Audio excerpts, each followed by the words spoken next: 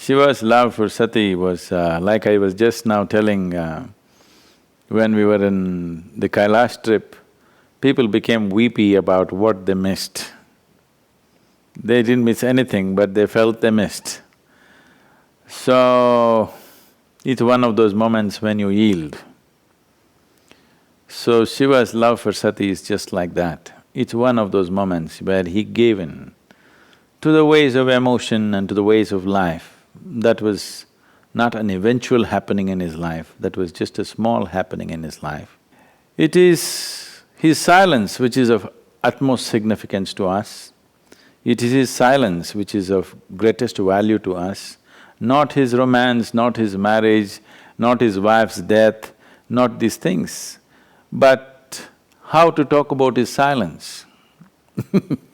There is no way to talk about his silence. Now that you brought up the question yes, he went through all the throes of romance and the death and the grief and the works. But the moment he set it down, he simply sat there still unmoved, as if nothing had ever happened to him. Nothing had happened to him at all, and in fact nothing had happened to him, and nothing happens to anybody for that matter.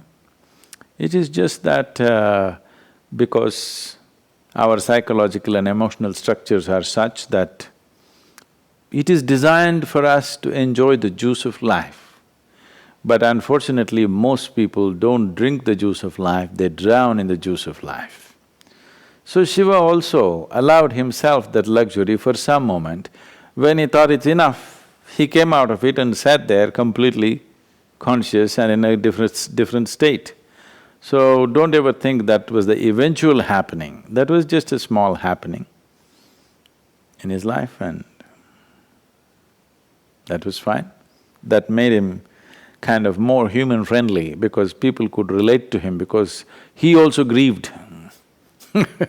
That gives some joy to all the people who are in different levels of misery, that Shiva also suffered for a certain period of time. But you need to understand, it's just one of those moments when he is given into the process of life. But the moment he wants to stop it, he stops it immediately and sits there untouched by any of these things.